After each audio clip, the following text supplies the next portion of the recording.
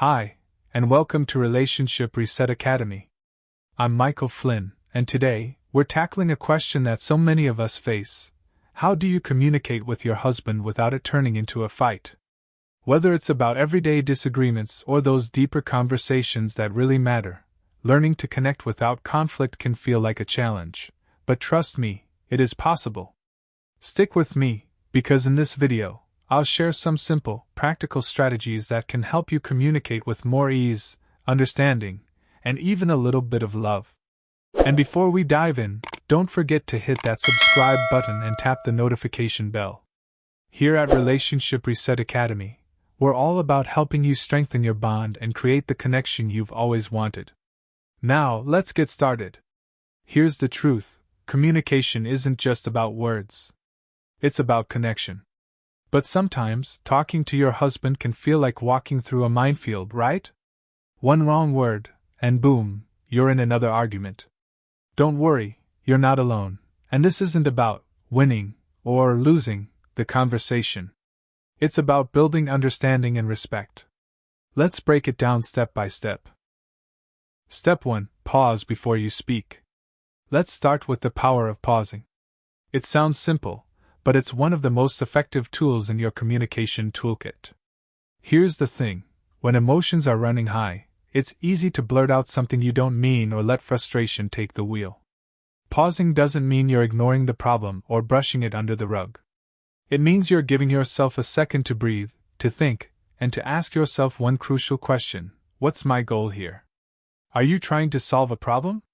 Share your feelings? Or maybe you're just feeling overwhelmed and need a moment to process. When you pause, you're less likely to let the heat of the moment dictate your words, and that alone can prevent so many unnecessary fights. Try this.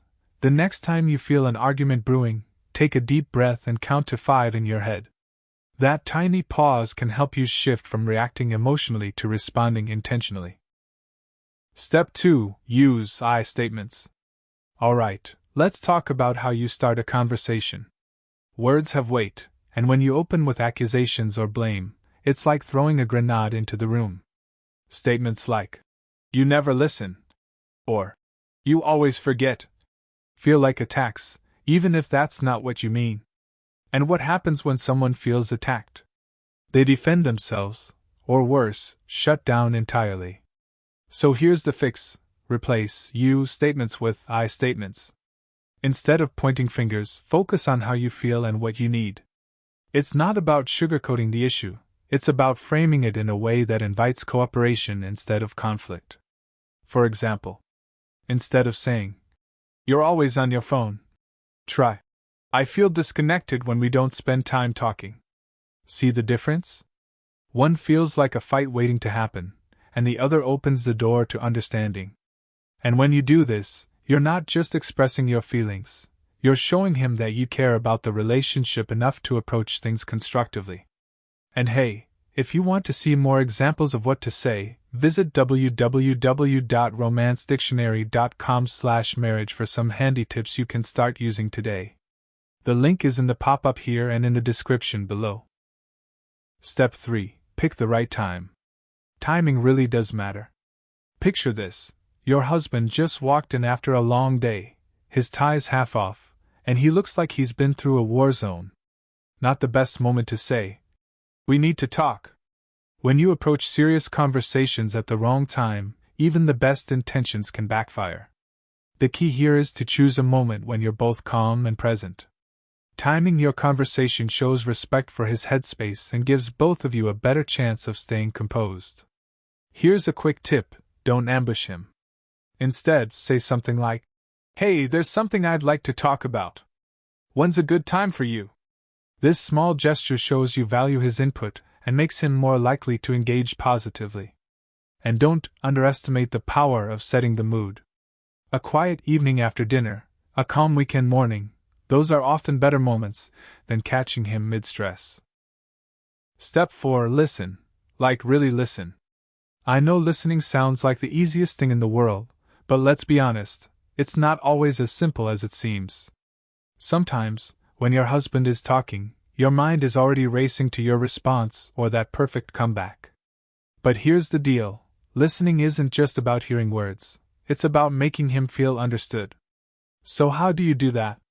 Start by giving him your full attention. Put down your phone, turn off the TV, and focus. When he's done talking, repeat back what you've heard. Not like a robot, just paraphrase to show you're following. For example, if he says, "I'm feeling really stressed about work," you could respond with, "It sounds like work has been a lot to handle lately. Want to tell me more?" This simple act of validation can change the entire tone of your conversation. He'll feel heard, and that builds trust. And let's be real, when someone feels heard, they're much more likely to hear you when it's your turn to talk. Step 5. End on a positive note. Finally, no matter how tough the conversation gets, try to end on a positive note. Why? Because how you close a conversation often sets the tone for what comes next. If things end with frustration or unresolved tension, it lingers, and that's no good for either of you. Let's say you've had a tough discussion. Even if the problem isn't completely solved, acknowledge the effort he's put in. A simple, "I appreciate you taking the time to talk with me," or, "I know this isn't easy, but I'm glad we're working through it together," can make a huge difference. Ending positively isn't about ignoring the problem, it's about reminding each other that you're on the same team. It keeps the focus on connection, even when you disagree. And one more thing, don't forget to follow up with something fun or lighthearted. Maybe share a laugh, cook dinner together, or plan a relaxing evening. The goal is to leave the conversation feeling closer, not more divided. Remember, these steps might feel a little awkward at first, but practice makes progress. And for even more ways to improve your communication and connection, visit www.romancedictionary.com/marriage. You'll find powerful, practical tips to create the relationship you've always wanted. So there you have it, 5 detailed steps to communicate with your husband without fighting.